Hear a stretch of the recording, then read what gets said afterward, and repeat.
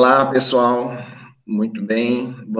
A Universidade Católica de Santos se sente prestigiada nesse momento em que ela procura trazer informações adequadas, informações científicas, informações que são necessárias para o entendimento do momento que nós estamos vivendo dessa pandemia.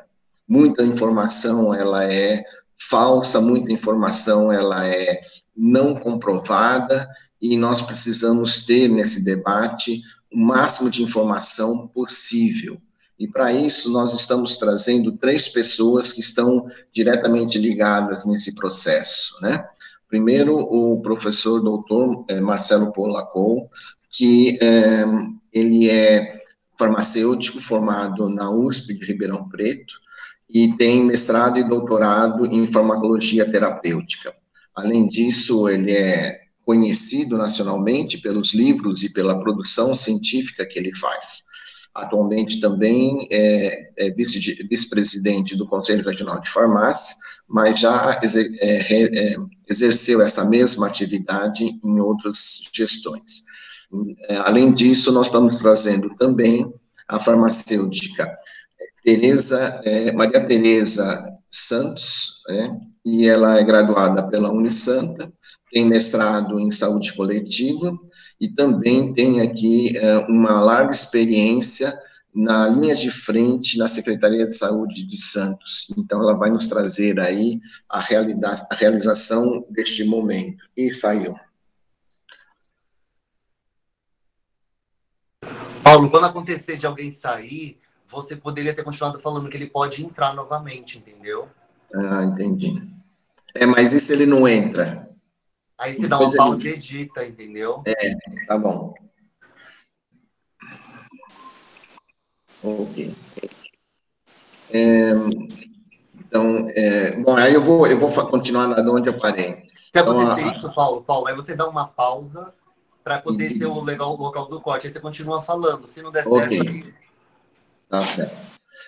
Então, também para contribuir nessa discussão, trazendo informações da nossa realidade da Baixada, a farmacêutica Maria Tereza de Aguiar Santos, ela é graduada pela Santa Cecília, pela Unisanta, e mestrado em saúde coletiva pela Unisantos.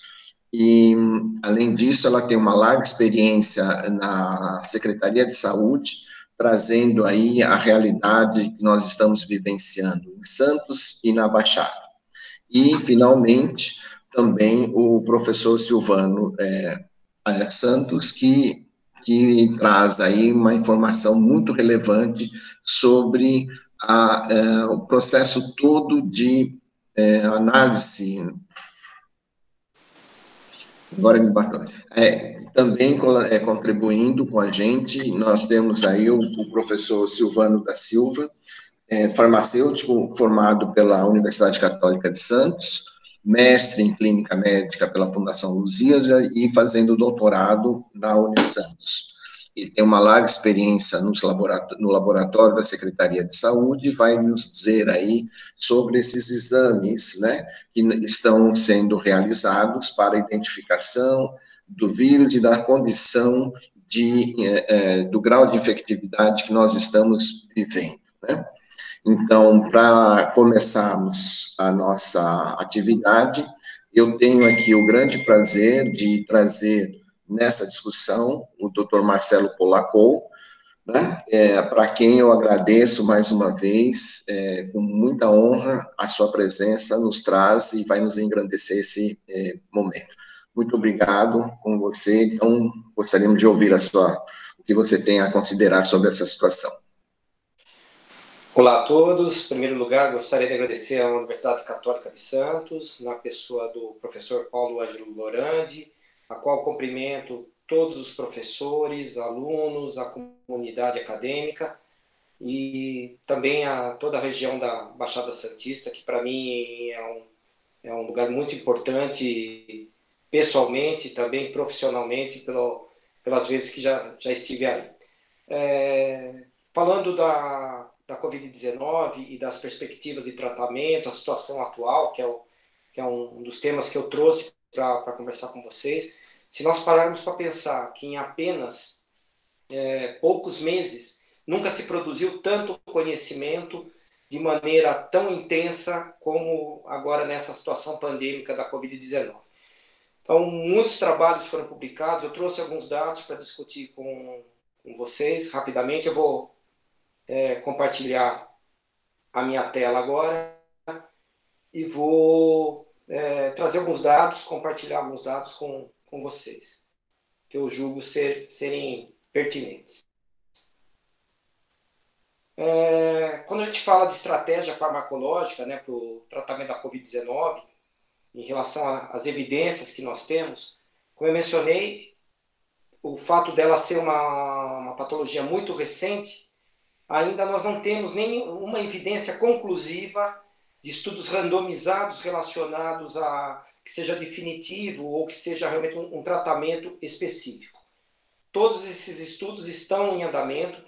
Hoje nós temos 1.900 ensaios clínicos em andamento, e essa apresentação, essa breve apresentação que eu vou fazer, se resume um pouquinho desse conhecimento que foi adquirido até agora. Acho que é importante a gente mencionar que todo o tratamento é baseado no curso clínico da doença e também nos pontos de intervenção, desde a contaminação até o agravamento da doença. Lembrando que a maior parte dos pacientes que adquirirem a Covid-19 vai ser na forma leve ou moderada, não vão precisar de intervenção. E como é uma doença que ainda não possui vacina, o tratamento basicamente é sintomático e acompanhamento clínico para avaliar esse estado geral, e normalmente o período é de 14 a 21 dias, podendo chegar a 28 dias. Esses pacientes vão passar pela Covid-19 sem maiores intercorrências e sendo apenas indicado tratamentos sintomáticos para febre, para dores no corpo. O que já exige um tratamento específico são para os pacientes graves e os pacientes críticos, que são aqueles hospitalizados, que dá mais ou menos cerca de 15% de todos os pacientes, sendo que apenas 5% desse total é que realmente tem algum agravamento mais sério e vai precisar de terapia intensiva. Lembrando, em relação aos alvos moleculares, esse pesquisador chamado James Sanders, que é um farmacêutico do estado do Texas, em abril de 2020 publicou um trabalho que é considerado referência, apesar de já ter um tempo que foi publicado, onde ele elencou os alvos moleculares de tratamento. Então, seria a entrada do SARS-CoV-2, que é o vírus da Covid-19, então, drogas que agem aqui nessa entrada, como o Camostat mesilato, o Arbidol, que está relacionado à fusão do envelope viral. E como o SARS-CoV-2 é um vírus de RNA, ele tem uma proximidade muito grande em termos de replicação com o vírus HIV. Então, nós já tínhamos um conhecimento prévio de antirretrovirais. Então, aí entra o lopinavir, darunavir, ribavirina, remdesivir, o favipiravir, que são drogas que eram utilizadas para outras finalidades, estavam sendo pesquisadas, como o caso do remdesivir, que era pesquisado para o vírus Ebola, e pôde, então, esse conhecimento já adquirido em infecções anteriores ser experimentalmente utilizado. E também drogas relacionadas principalmente ao agravamento do Covid-19, que é representado principalmente pela síndrome do desconforto respiratório agudo e representado pela chamada tempestade de citocinas. Então, muitos dos tratamentos em pesquisa que estão sendo pesquisados nos protocolos clínicos estão relacionados ao controle desse processo, dessa cascata inflamatória e também dessa resposta imunológica, entre eles o tocilizumab, o sarilumab, que são antagonistas de interleucina 6, que é a principal citocina hoje que se sabe relacionada ao agravamento e aos óbitos causados pela Covid-19. A hidroxicloroquina e a cloroquina entraria principalmente através dos seus efeitos imunomoduladores, mas isso é muito controverso. Depois, na parte final da apresentação, eu vou comentar essa polêmica dos trabalhos científicos publicados até então, em relação especificamente à hidroxicloroquina.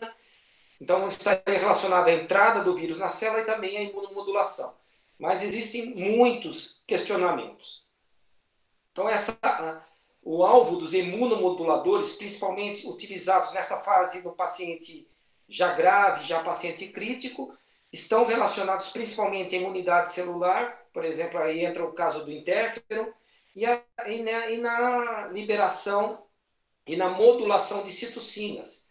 Como eu mencionei, o tocilizumab, o próprio sarilumab, o anakinra, que é um antagonista da interleucina 1, e outras drogas experimentais, como o ruxolitinib, o canakinumab, e você modula a resposta das citocinas, você teria uma melhor sobrevida dos pacientes e uma diminuição, inclusive, dos dias de internação em UTI. Mas tudo isso é importante mencionar que ainda estão sendo pesquisados e as evidências científicas, eu trouxe alguns dados para vocês, atualizado com data de 2 de junho de 2020. Atualmente, na plataforma clinicaltrials.gov, que é a principal plataforma que traz esses dados de estudos clínicos, nós tínhamos 1.915 estudos clínicos registrados na clinicaltrials.gov, dados de 2 de junho de 2020. Desses 1.915, apenas 101 estudos estavam com status de completo, ou seja, praticamente apenas 5% dos trabalhos estavam completos, e nem todos eles dizem respeito a tratamento farmacológico. Então, as grandes dificuldades que nós encontramos nesse momento, inclusive, recentemente eu li um editorial de uma revista científica muito conceituada, questionando esse momento científico que nós vivemos, que grande parte dos trabalhos que estão sendo submetidos à publicação não tem randomização, são estudos sem controle, não duplos cegos, e tudo isso complica e dificulta a introdução desses protocolos na prática diária. E muitos deles estão sendo utilizados como uso off-label, uso sem regulamentação e colocando muitas vezes em risco a vida dos pacientes. A SHP é uma entidade americana que seria similar à SBRAF brasileira, que é uma entidade que congrega os farmacêuticos hospitalares e farmacêuticos assistenciais americanos. E eu trouxe um dado atualizado de 28 de maio, aonde ele lista umas substâncias, divide em 3 grupos, agentes antivirais, aí entra o favipiravir, a própria hidroxicloroquina, remdesivir, os agentes de suporte e outros agentes, como, por exemplo, as imunoglobulinas, a nitazoxanida, que é o medicamento Anita, a própria ivermectina. Então, ele traz dados e aonde ele comenta, e eu vou voltar aqui vou projetar para vocês. Eu estou aqui com essa página online, aberto aqui dos agentes citados aqui pela SHP. Então, eu consigo, isso está disponível para consulta a qualquer pessoa que entrar no site da shp.org. Você tem acesso a essa ferramenta, onde você consulta em tempo real. Por exemplo, eu vou fazer uma simulação, vou entrar no remdesivir, que é uma droga antiviral, que os estudos demonstraram uma efetividade na diminuição de dias de internação de UTI. E aí eu clico no remdesivir, ele já leva para a tela, ele vai comentar quais são os ensaios clínicos, a dosagem, o tempo de tratamento e também algumas informações se o uso está recomendado ou não é recomendado pela FDA, no caso, como a SHP americana, o uso emergencial que foi autorizado pelo FDA, pelos resultados promissores. Então, aqui eu tenho, em relação praticamente a essas drogas, se eu clicar, por exemplo, em inibidor de neuraminidase, que é o oseltamivir, que é muito usado para influenza, eu vou clicar nele, ele vai entrar que não há dados que comprove ou que dê suporte para o uso no tratamento da Covid-19. Embora aqui no Brasil tenha sido muitas prefeituras, muitos hospitais usam o oseltamivir, mas não há nada que comprove o uso dele na Covid-19. Então, aquele coloca, né, os ensaios clínicos que estão em andamento, os números deles, se vocês clicarem, vai abrir o Clinical Trials, cada estudo, e vocês têm dados desses testes clínicos, dessas pesquisas clínicas, e as dosagens que foram utilizadas, a posologia que tem sido utilizada nos testes clínicos. Então, eu consigo consultar nessa planilha praticamente todas as drogas. De todas essas, o que eu chamo a atenção em relação à efetividade, que eu acho que é interessante, o Remdesivir eu já mencionei, os estudos são favoráveis até o presente momento. Em relação a essas drogas de suporte, o uso da metilprednisolona também, os corticoides, principalmente nos pacientes que já estão hospitalizados, que estão críticos, existem evidências que demonstram um benefício. O tocilizumab, que é um antagonista da interleucina 6, também tem dados que são interessantes, né? E em relação a esses outros agentes, tudo isso é uso experimental, não tem nenhuma evidência, seja de ivermectina, nitazoxanida, até mesmo em relação aos próprios anticoagulantes. Embora eles tenham sido utilizados bastante, estão sendo utilizados bastante na área no paciente já internado, paciente grave ou crítico, com relativo sucesso. Então, acho que é importante a gente mencionar que isso nós temos um relativo embasamento para essas substâncias que eu coloquei. Então, aqui estão as drogas listadas, as principais, mas tem outras drogas, como, por exemplo, famotidina, o plasma de pacientes convalescentes, né, que é a transfusão, paciente que já teve a Covid-19, já se curou, não tem mais o vírus. Então, isso tudo são tratamentos experimentais que estão realizados. E o que eu posso concluir com vocês, né, eu vou voltar agora na nossa tela, vou interromper aqui o compartilhamento. O que eu posso dizer com certeza para vocês é que até o presente momento a Covid-19 é uma doença que não tem tratamento específico, pelo menos farmacológico. Tratamento é de suporte, tratamento é de manutenção à vida e auxiliar o organismo a se recuperar e combater essa infecção, essa multiplicação viral por mecanismos imunológicos. É isso que nós conhecemos até o presente momento. E no paciente leve e moderado, não tem nenhum tratamento específico que garanta que ele é melhor do que não utilizar nada, apenas a monitoração. Então, quando se preconiza o uso de drogas profiláticas, não tem nenhuma comprovação científica, seja hidroxicloroquina, seja ivermectina, ou qualquer outro, ou nitazoxanida, que é um medicamento de nome comercial Anita. Até o presente momento, nós não temos nada cientificamente, uma evidência científica que colabore com ou dê suporte a essa situação. Eu acredito que nesse momento inicial é isso, eu volto daqui a pouco. Eu gostaria de passar a palavra novamente para os demais palestrantes aí. Eu aguardo. Muito obrigado, Marcelo. Bom, eu vou dispensar o doutor Marcelo, porque às vezes eu acabo me tornando assim, não gosto muito desse doutor, mas doutor Marcelo, doutor Silvano, doutora Tereza, mas eu acho que é interessante a gente trazer exatamente essa informação, apesar de que para o público, às vezes essa informação choca, né? Essa informação, porque as pessoas querem esperança, as pessoas querem visualizar uma solução e, teoricamente, a ciência é ela que vai trazer a solução, mas ela está mostrando, olha, a solução não está próxima, a solução ainda demanda uma série de passos, né? Isso eu acho que esses dados que você nos traz são dados, assim, importantíssimos que a sociedade precisa entender exatamente o que significa ciência, né? Como que a ciência se desenvolve. Muito interessante, muito bom.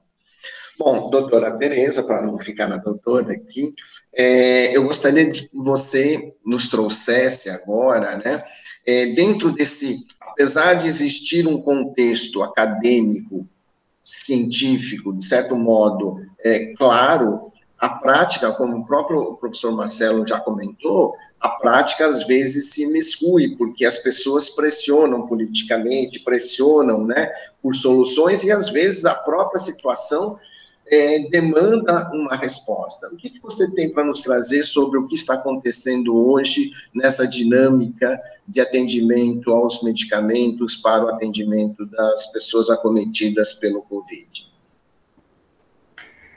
Primeiramente, eu gostaria de agradecer essa oportunidade em meu nome, em nome dos colegas que estão trabalhando aí.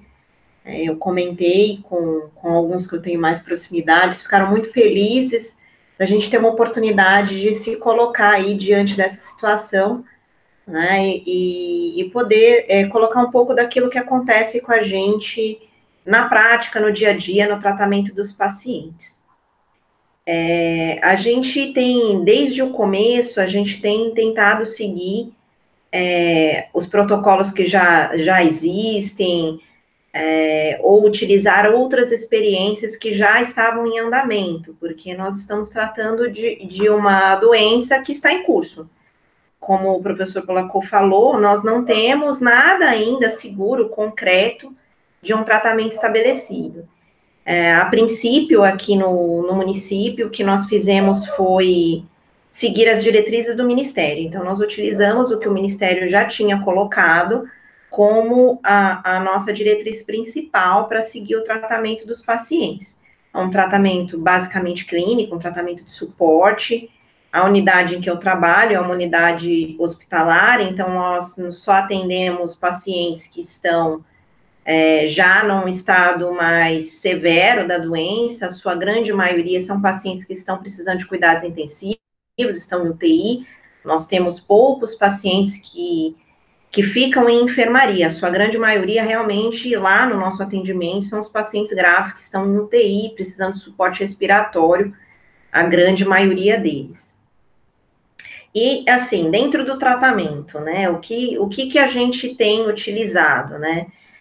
Num primeiro momento, a gente utiliza as medicações, utiliza o oseltamivir para descartar qualquer possibilidade de uma influenza que possa cometer o paciente, e estamos seguindo o protocolo do Ministério, que preconiza o uso de cloroquina, hidroxicloroquina e outras drogas de suporte.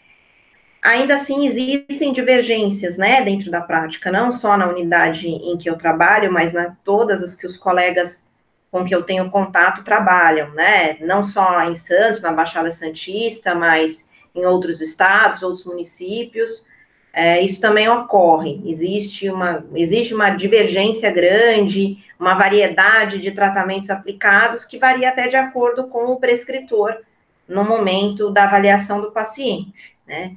Se utiliza ou não um medicamento corticoide, em que fase isso vai ser utilizado, em que paciente ele é adequado ou não.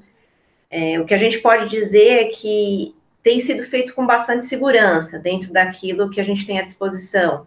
Então, em relação aos efeitos adversos que podem aparecer, existe uma preocupação muito grande, principalmente no uso de cloroquina, hidroxicloroquina, em relação às arritmias. Então, os pacientes, para entrarem em protocolo, eles são monitorados, eles são avaliados, não é todo mundo que se aplica, então isso é bastante importante, é feito somente dentro de ambiente hospitalar, para que não se corra um risco dos pacientes que estão em ambulatório, eles possam ter aí uma alteração cardíaca mais severa e ter um risco maior do que o benefício que poderia se apresentar dentro de uma droga que ainda tem um uso experimental, né?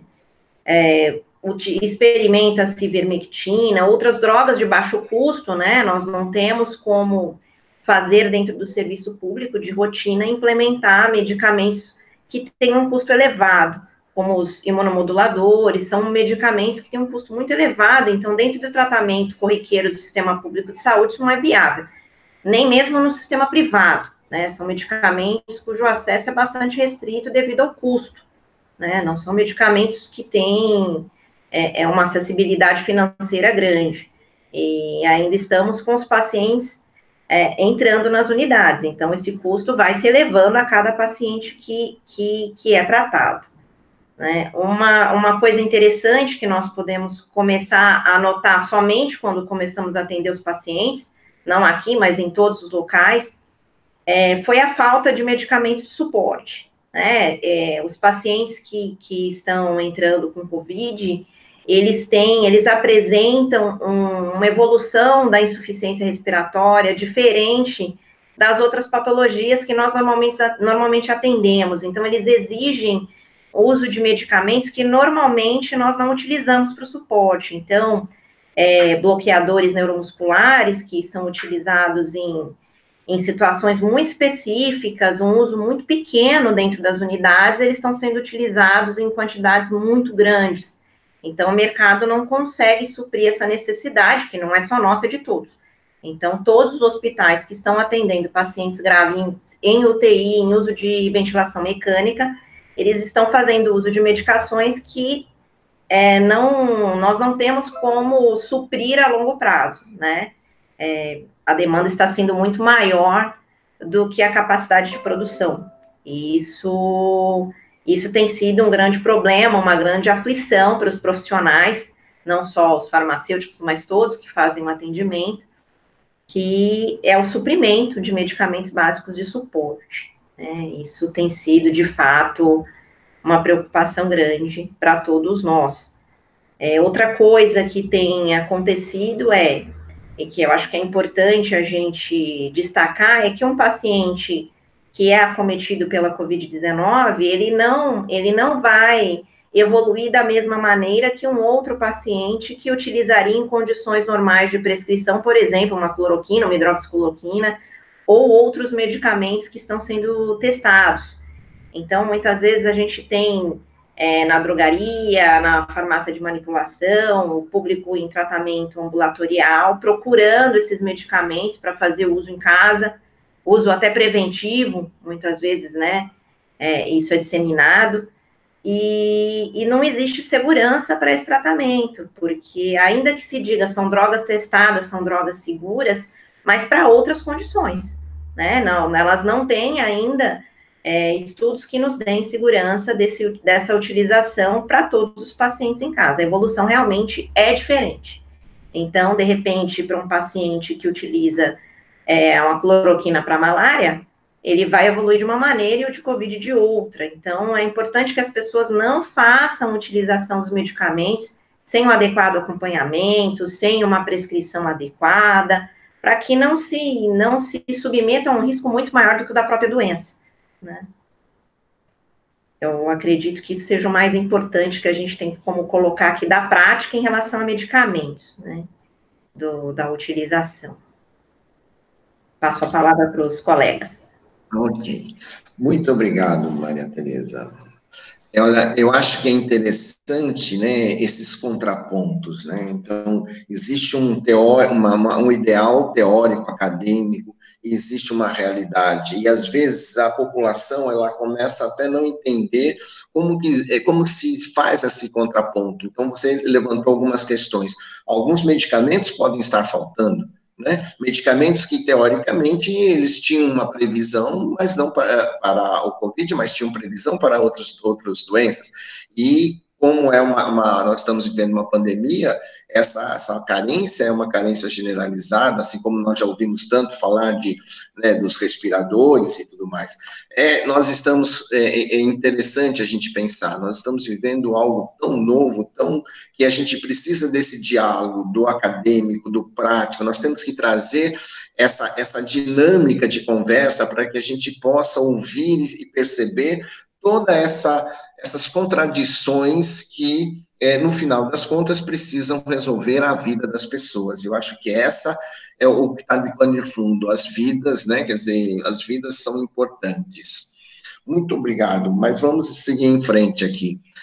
Professor Silvano, doutor Silvano, caro colega. Olá, né? Paulo, tudo bem? Olá, pessoal, tudo bem? Boa noite.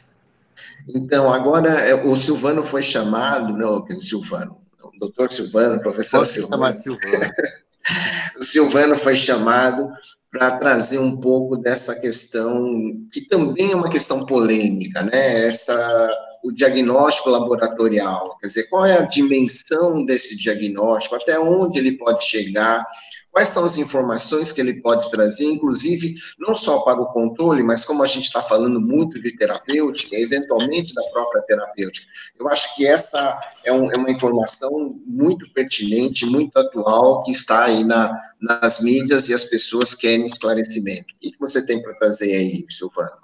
Muita coisa, né? Então, eu acho que existem, aliás, primeiramente, obrigado pelo convite, né? É um prazer participar dessa reunião, desse debate com os doutores, porque a nossa área, essa área da terapêutica e a questão das análises clínicas no diagnóstico, acho que são pontos muito abordados na atualidade com relação à Covid-19. E nos choca muito o que vem sendo noticiado, o que vem sendo propagado e o que é, às vezes, determinado. Enfim, são questões, como o próprio doutor Polacco, a doutora Tereza estão comentando, que nos assusta nas áreas, né, que são pertinentes, principalmente a terapêutica. De um outro lado, na questão das análises clínicas, que é a área que eu trabalho, e a gente tem a questão do diagnóstico, por enquanto, nessa questão. Se nós compararmos, né, já vivi a epidemia de dengue, a epidemia do H1N1 lá em 2009, nós temos uma diferença com relação à epidemia de 2009 nessa questão das análises clínicas, né, do diagnóstico, porque nem todos tinham acesso como nós temos hoje. Então, houve uma grande diferença com relação a essa situação. As pessoas, em 2009, normalmente só realizavam o diagnóstico no caso de estarem hospitalizadas. E isso aqui é um panorama diferente que a gente vive hoje. Então, a informação foi muito rápida, né? Todo mundo teve acesso às informações, a gente conseguiu ver a progressão da doença no mundo, né? Até chegar aqui ao Brasil, onde estamos agora.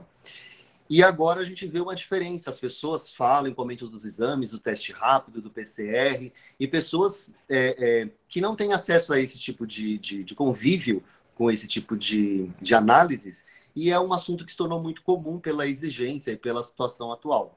E há muitas diferenças, e a gente percebe que também existem limitações nesse processo, que as pessoas às vezes desconhecem e torna isso tudo um pouco confuso para todo mundo. Se já é na terapêutica e a gente, baseado em evidências, observamos essas contradições, no diagnóstico também temos estas questões que são implícitas, né? Todo mundo sabe o que tem disponível hoje para diagnóstico são os testes rápidos e os testes de RT-PCR. E surgindo agora outros testes de quimiluminescência, que são imunoensaios para o diagnóstico de anticorpos. Mas existem muitas formas de poder fazer diagnóstico e acompanhamento de qualquer doença. Sempre que nós temos um patógeno, como o caso agora da Covid-19, a gente sempre se pergunta o que nós queremos descobrir sobre ele, né? O que momento é importante saber sobre essa infecção dessa doença. Então, baseado nisso, a gente busca uma metodologia para satisfazer aquele momento. E também a necessidade do momento, que é urgente. Então, ter o diagnóstico preciso, com urgência, permite ações, né, como o isolamento, né, e medidas mais profiláticas. Os testes, as metodologias para os testes que nós temos, pensando desde a coleta até essa realização, existem vários fatores que nós, da análise clínicas, acabamos enfrentando. Eu dei alguns treinamentos um pouco antes, umas 2 semanas antes da epidemia, e durante a epidemia também. E várias questões surgiram, né, pelos profissionais com relação ao método de coleta, né, ao processo de coleta. Então, nós temos diversas questões que surgiram porque a classe profissional ainda não estava preparada e a exigência de muitos profissionais atuando nesse setor, como acontece com os outros profissionais também. Esta questão, né, trouxe à tona a abordagem da contaminação no ambiente de coleta, por exemplo. Então, muita gente conversou com relação a evitar contaminar o meio, o ambiente profissional, para que não se propagasse uma infecção entre os profissionais da área da saúde, o que nós chamamos de fomites. Então, nessas orientações que eu passava, eu chamava atenção para essas questões que são relevantes na questão da coleta da amostra. Bom, mas diante de uma amostra, o que fazer, né? Que momento a gente utiliza, que processo a gente vai utilizar? Tudo depende do que a gente quer fazer e das capacidades que aquele teste permite. Nós temos um teste rápido hoje, que todo mundo sabe e acaba tendo acesso. Na cidade de Santos nós temos acesso. Esse teste rápido, ele é um teste qualitativo, porque, dependendo do teste, ele pode buscar ou o anticorpo ou o próprio patógeno, né? No caso, o antígeno, o vírus. Depende da indústria que desenvolveu aquele teste rápido. E dependendo de como ele desenvolveu aquele teste rápido, o que ele busca, se ele busca anticorpos, aí a gente entra no ramo da imunologia, que determina quando nós temos uma infecção, o nosso sistema imunológico vai desenvolver anticorpos contra esse patógeno, contra esse invasor, em fases. Então, a gente tem uma fase inicial, que são anticorpos de de fase aguda, e depois disso nós temos uma mudança nesses anticorpos para anticorpos de fase tardia, né? Pós-cura ou situações crônicas. Então, nós temos diferentes tipos de anticorpos em diferentes tipos de momento. Anticorpos que são chamados de IgM, que são de fase aguda, e de IgG, que são de fase tardia. Esse tipo de comportamento acontece com todas as doenças e nos permite entender se a situação é aguda ou se é uma situação crônica, por exemplo, se a pessoa já teve contato com a infecção. Mas no caso da Covid, as análises, né, as observações do comportamento imunológico com as pessoas que têm infecção, elas são um pouco confusas. A última literatura que eu li, o autor até cita, ele fala que é um pouco caótico a produção de anticorpos, porque não segue um padrão comum que a gente acaba encontrando em outras doenças, padronizado essa produção de anticorpos. Com isso, a gente se questiona, quando esse teste foi feito, o que ele vem buscar? Que tipo de anticorpo? Uma coisa que também é importante falar é que todo patógeno, quando há uma infecção por este patógeno, o nosso organismo produz diferentes tipos de anticorpos para este patógeno, não só um tipo.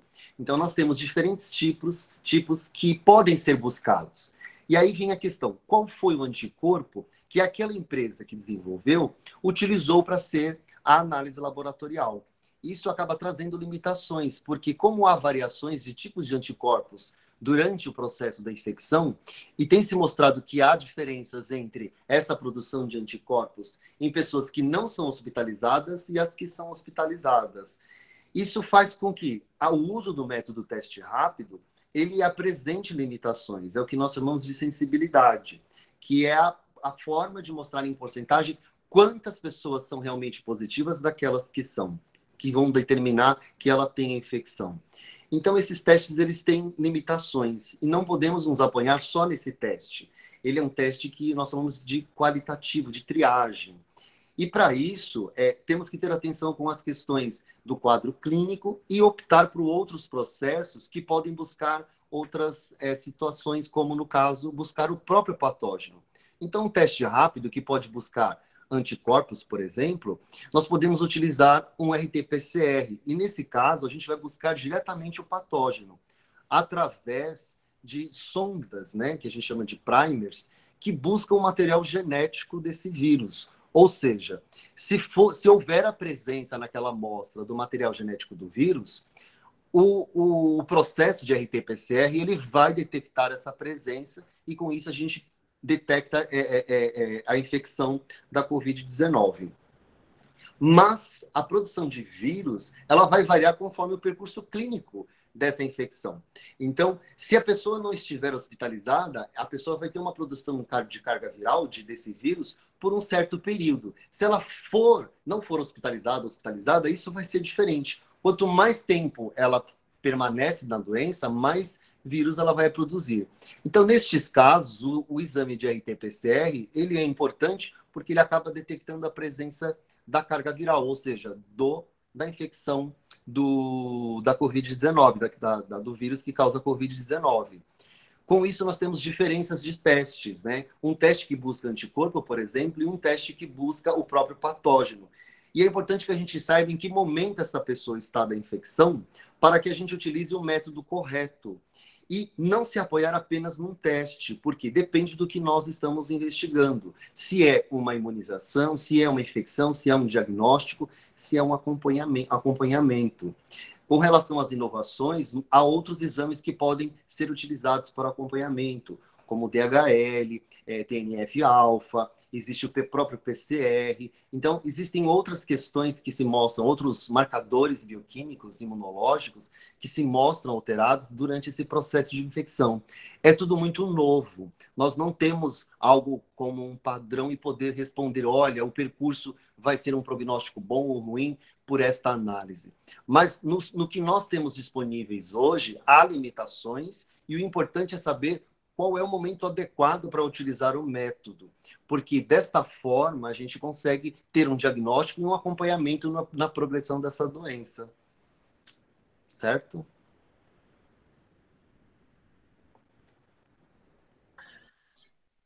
Pronto, Silvano? Sim. Bom, eu acho que é bem interessante toda essa informação, porque, assim, se fala quase como um mantra, né? Testar, testar, testar, mas, né, testar o quê? Testar como? Testar quando, né? Então, eu acho que a população, ela precisa ter essa informação, mas também há de se fazer também uma orientação adequada, porque nessas horas, infelizmente, a gente percebe aí, né, a questão do falso positivo, do falso negativo, né? Quer dizer, às vezes as informações, elas não são coerentes, daí a importância, inclusive, de uma retestagem, né? O que você acha? Você não acha? Nunca se apoiar num só exame. Como eu disse, esses testes, eles vão ter, todo teste tem uma limitação e tem uma aplicabilidade. No caso de um teste rápido, se ele deu um não reagente, deu negativo, não quer dizer que você não tenha infecção, porque o teste ele vai pegar, por exemplo, um tipo de anticorpo que foi desenvolvido pelaquela metodologia daquela empresa. E você pode estar num processo inicial que aquele teste não pega, que a sua produção de anticorpos ainda não é capaz de ser detectada naquele teste. Então, o teste dá negativo e você tem a infecção.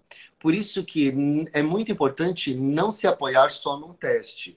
É importante observar a clínica dessa pessoa, se ela teve contato com alguém que teve infecção, e optar sempre por outros testes para se buscar o momento adequado para buscar o que a gente quer.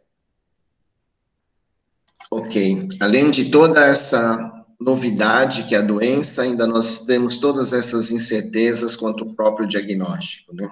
Sim. Tá. Mas tudo bem, nós vamos vencer essa fase, né? Bom, eu vou passar então a palavra agora para o doutor Polacco, mas a ideia seria apresentar um pouco dessa questão das polêmicas que nós estamos ouvindo, né? Porque o uso desses medicamentos, até porque há muita esperança, então há muita polêmica.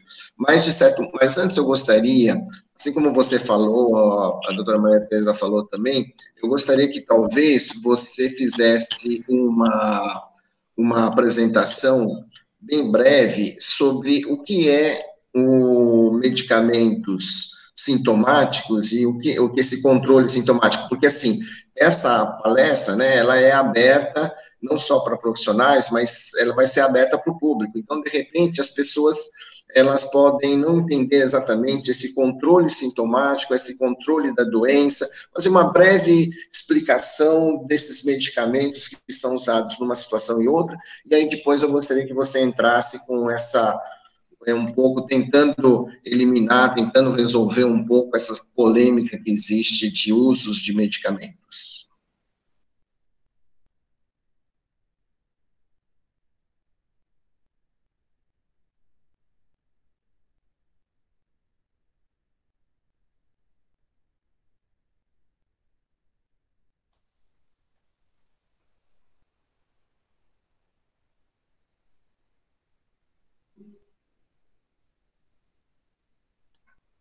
Vocês estão ouvindo? Você está ouvindo o Polacon? Não. Não.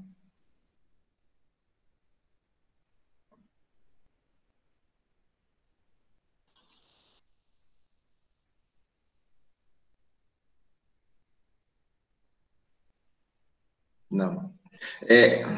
Silvano, fala alguma coisa. Silvano, volta a falar só para ver se é um problema geral ou se é só do Marcelo. Você me escuta agora? Escuto, é. Agora o Marcelo eu não escuto. Pede para ele sair e entrar novamente. É. Escreve para ele. Não, ele ouviu.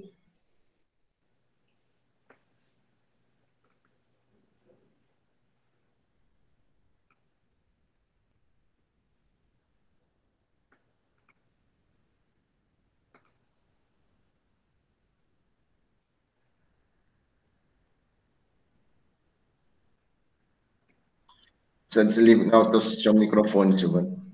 Vou desligar.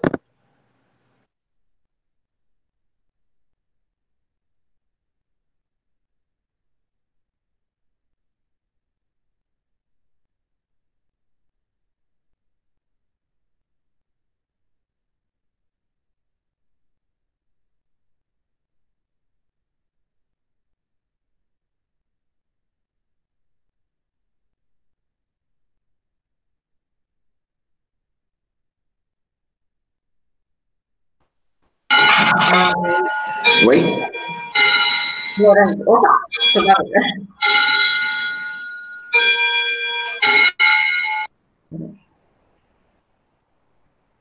Opa, me ouve? Sim.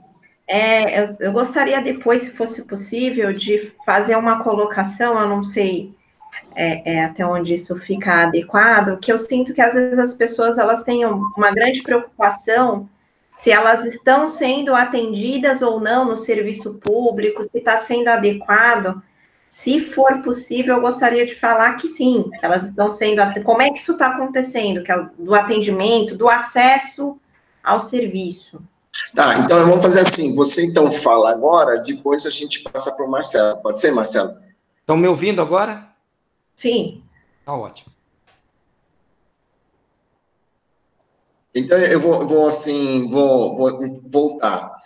Antes da gente passar para o Dr. Polacco novamente, para ele apresentar toda essa questão da polêmica, né, da terapêutica, Maria Tereza, a gente pode ficar tranquilo? As pessoas estão sendo atendidas? Como que está esse processo? O sistema público dá conta dessa condição tão crítica que nós estamos vivendo?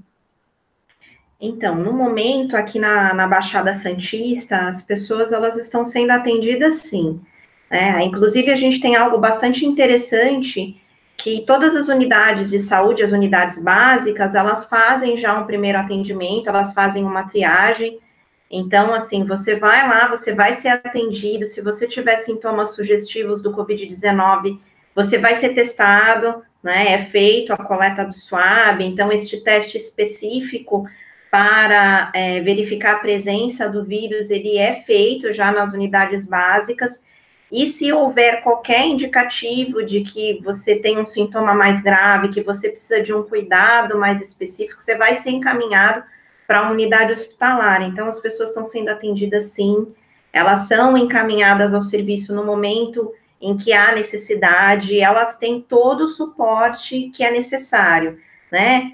Até perguntei aos colegas que estão atendendo em drogarias, em farmácias de manipulação, que é onde é o primeiro local que as pessoas vão para buscar um medicamento para febre, para dor no corpo, elas também estão fazendo essa orientação, então também indicam atendimento nas unidades básicas, independente de você ter um plano de saúde ou não, né? A unidade básica de saúde do serviço da prefeitura, ela faz o atendimento e encaminha. Então, as pessoas estão sendo atendidas sim, não está tendo falta de leito no momento, então, se necessário for, ela vai ser internada, na rede privada também, né, a informação que a gente tem aqui da Baixada Santista é que tem, né, se precisar de leito de UTI no momento, temos também. Então, as pessoas estão recebendo um tratamento adequado, a gente tem se atualizado bastante.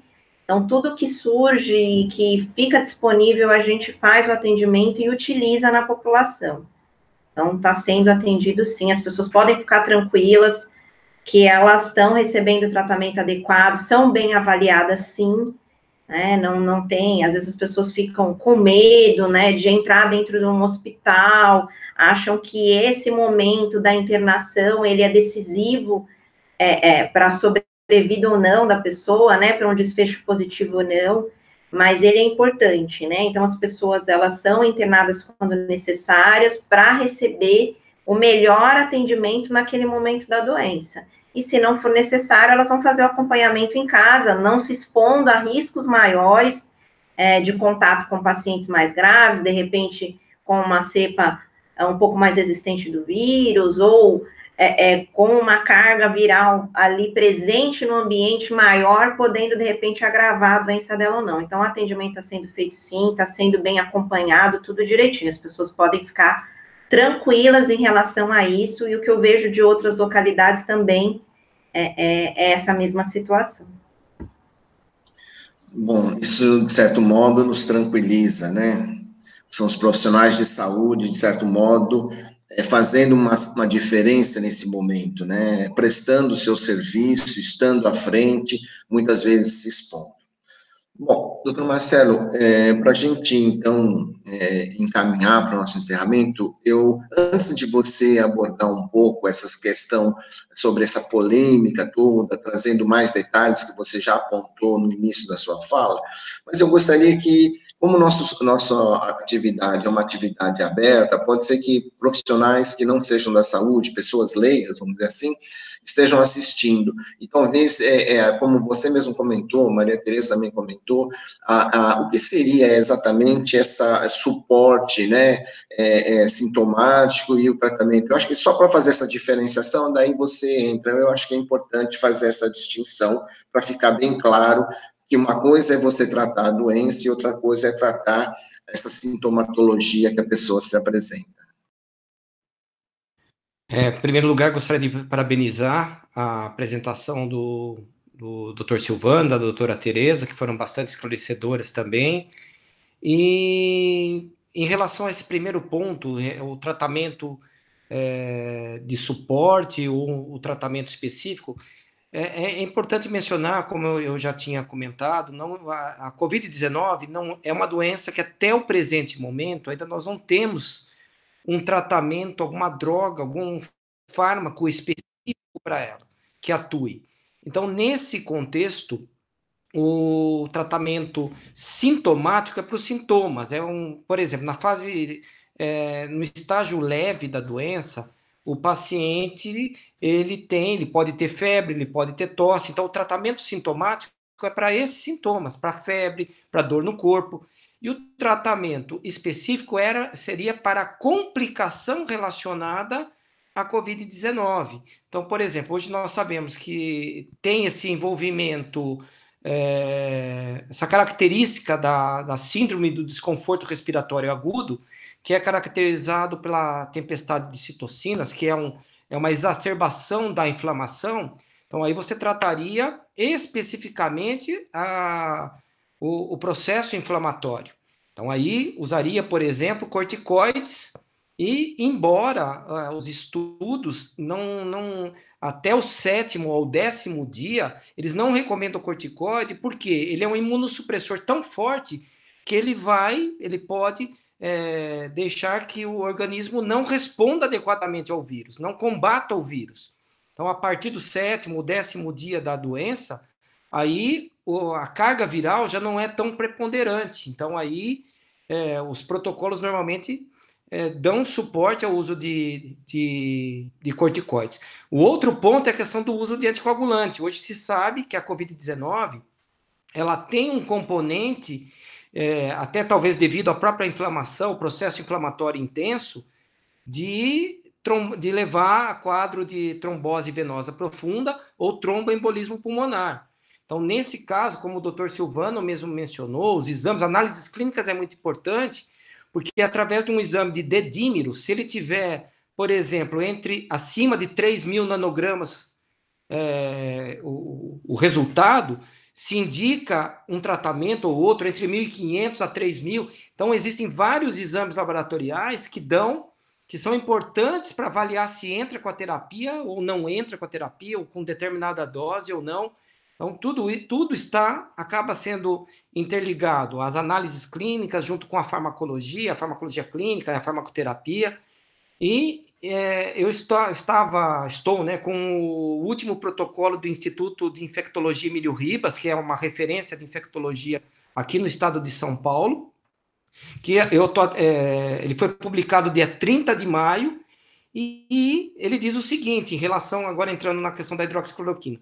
Por hora, o Instituto de Infectologia Emílio Ribas não recomenda e desencoraja fortemente o uso de hidroxicloroquina/cloroquina como parte de sua rotina de tratamento, tendo em vista a pouca evidência científica disponível que respalde tal conduta, bem como o potencial de riscos de efeitos adversos relacionados ao uso de medicamentos.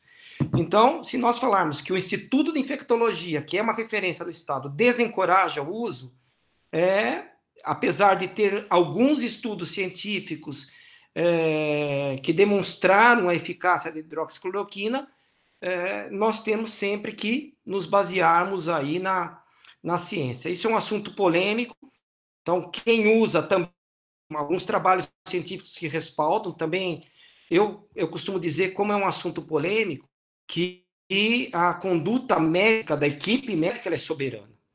Então, a responsabilidade da medicina, ele não proíbe o uso, mas ele não recomenda. Então, a utilização ou não da hidroxicloroquina, como mencionado pela Tereza, no caso, se os médicos estão acompanhando os pacientes, aí é uma decisão clínica do médico. Provavelmente o próprio Ministério da Saúde recomenda a assinatura do termo de consentimento livre esclarecido dos riscos relacionados. Então, o paciente que vai fazer o tratamento, ele está ciente que é um tratamento experimental, que nós não temos ainda comprovação científica, mas eu entendo que é um assunto que deve ser discutido localmente, regionalmente, cada hospital deve decidir, deve discutir. No caso do Emílio Ribas, é de 30 de maio essa recomendação, né? Mas no mesmo protocolo, eles colocam dose, colocam como monitorar, ou seja, eles desaconselham, não proíbem o uso. Então, cada equipe médica acompanha. É importante mencionar que a hidroxicloroquina tem efeitos colaterais cardiovasculares muito preocupantes.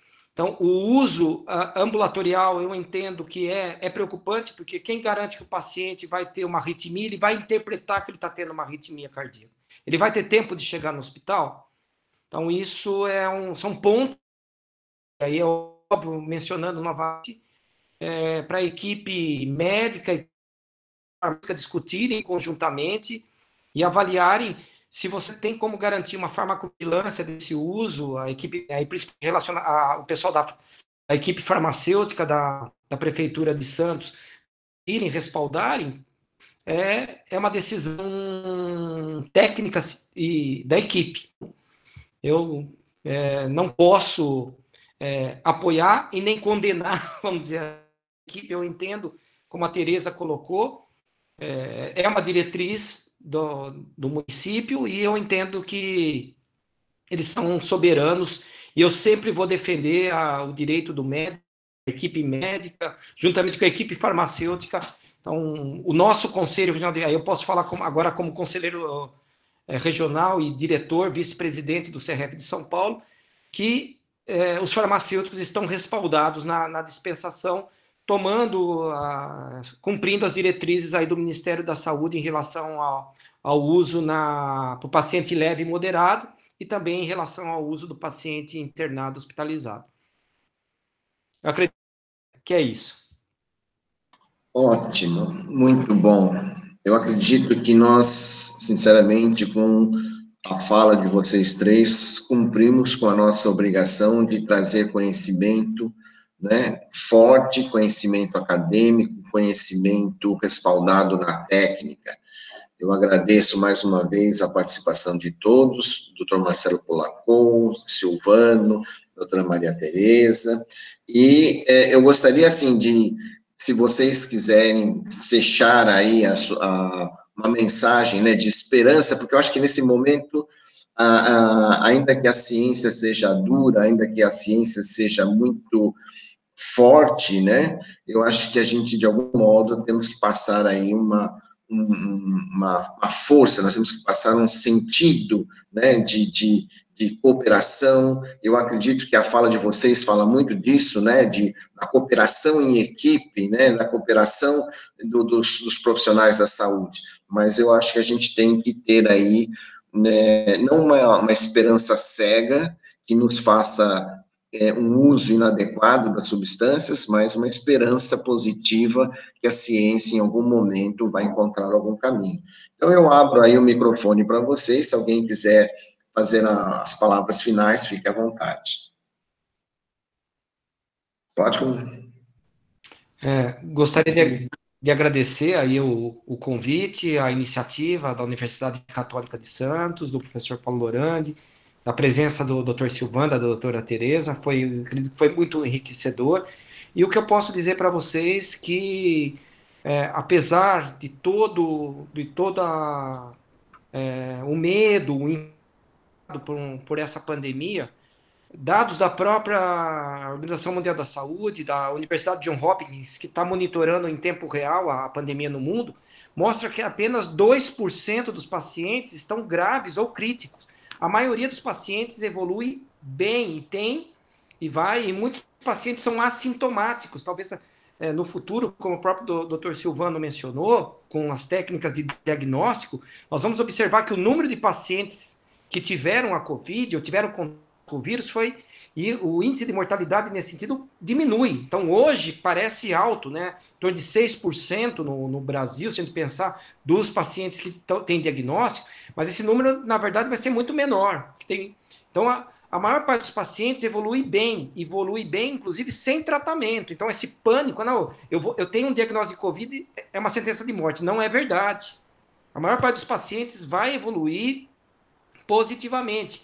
Os pacientes, principalmente pacientes que não são um grupo de risco, que estão abaixo de 60 anos de idade, que não têm comorbidades, a evolução vai ser boa, com ou sem tratamento. Então, aí criou-se, né? Aí, acho que é uma crítica construtiva que eu faço para a própria imprensa, que muitas vezes a mídia tratou de maneira assustadora. É claro, é uma doença grave, mas é uma doença que grande parte não evolui para óbito. Não há, a evolução o prognóstico é positivo.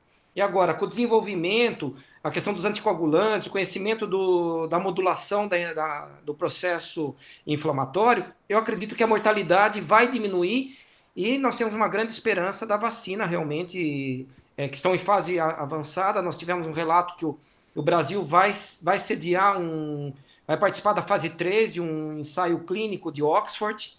Então, eu acredito que essa vacina vai estar disponível muito em breve para nós e nós vamos estar definitivamente livres dessa doença. Então, a mensagem é de esperança.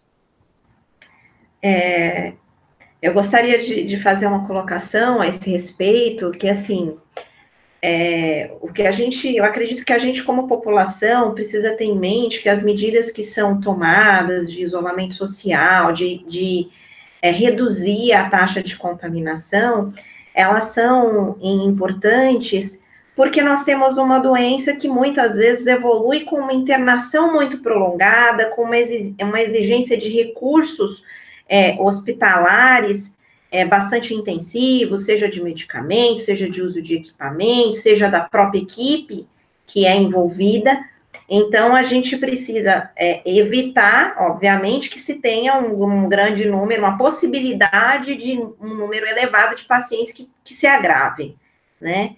Então, isso é algo importante que as pessoas entendam que é por isso, não necessariamente porque vou pegar Covid-19, eu vou ficar grave e vou morrer. Não é isso, né? A questão é que aqueles que ficam demandam demais o serviço de saúde. Então, a gente precisa ter leito para esses, né? Que, se forem necessitar de uma UTI, igual nós vemos lá, muitas vezes, 1 semana, 2 semanas, 3 semanas, 1 mês, né? Até conseguir sair desse quadro mais grave e ter uma recuperação completa, porque acontece, nós temos pacientes que têm alta e vão para casa e estão bem, isso é excelente, né? Então, a gente precisa tomar os cuidados normais que já tomamos e vamos viver nossa vida, né? Que não vamos passar por essa sim. Eu acho que a gente está vendo um esforço muito grande do mundo científico em torno de uma doença, então, seja com pesquisa, seja com desenvolvimento de medicamentos. Isso é muito bacana, né? Uma valorização da ciência nesse momento muito grande, isso é muito interessante, né? Para todos nós. Né? A gente, como profissional farmacêutico, aí bastante atuante, seja para garantir o fornecimento de EPIs para os profissionais, seja na orientação em relação ao uso do medicamento, dentro do hospital ou fora dele. Então, isso é bastante interessante que a gente vê agora nesse momento e que não se via tanto em outras patologias, em outras situações. Bom, eu queria dizer que também tenho esperança. Eu acho que é importante que as pessoas acreditem nos profissionais, e a gente tem agora, no momento, o profissional farmacêutico em evidência, tanto na terapêutica como no diagnóstico. E se a pessoa tiver dúvidas, é importante ela buscar esses profissionais, porque ela vai ter propriedade e saber e segurança se o que ela vai tomar como medida é a coisa certa. Porque muita dúvida existe, as pessoas estão confusas, e eu acho que é a hora de se buscar os profissionais certos para poder falar com propriedade sobre a terapêutica, como a doutora Tereza, o doutor Polacou, e muitos outros vêm abordando. É um momento de seriedade, de ser baseado em evidência, até que a gente compreenda essa doença de uma forma mais precisa e a gente saiba abordar e, quem sabe, logo ter um tratamento, uma vacina, né, e melhorar essa condição das pessoas que acabam se hospitalizando. Mas a minha fala é de esperança também. Eu acho que exige muito dos profissionais, de nós farmacêuticos, porque nós estamos em evidência e muito a gente vem sofrendo com o que é falado e contradiz tudo que a gente aprende e acredita. E eu tenho fé que a gente vai sair vitoriosos nessa abordagem, porque a gente tem propriedade para falar sobre isso. Parabéns para todos vocês. Muito bom. Bom, pessoal, então encerramos aqui essa webinar, esse papo com o mestre, com 3 grandes mestres aqui, e agradeço a participação de vocês e espero que em outras oportunidades a gente se encontre. Até mais, pessoal. Tchau, tchau.